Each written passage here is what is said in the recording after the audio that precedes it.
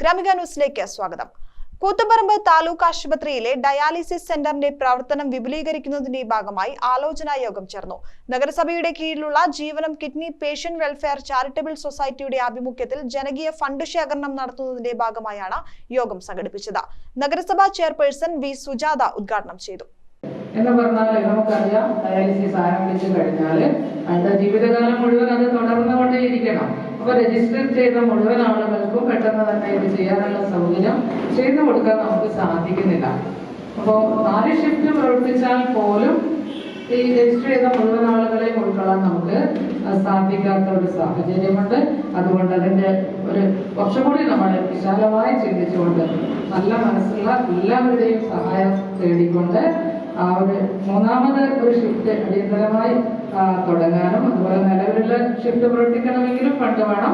3ാമതൊന്ന് തുടങ്ങണമെങ്കിൽ അതിനേക്കാൾ കൂടുതലായിട്ട് നമുക്ക് ഫണ്ട് കണ്ടെത്തേണ്ടതുണ്ട്.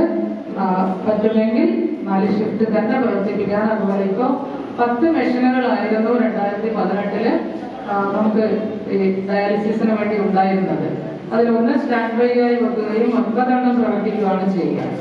ഇപ്പോൾ ജില്ലാ ആശുപത്രി നൽകിയിട്ടുള്ള 2 മെഷീൻസ് കൂടി വന്നതോടുകൂടി ആകെ 12 മെഷീനുകൾ 11 എണ്ണം പ്രവർത്തിച്ചുകൊണ്ടിരിക്കുന്നുണ്ട്.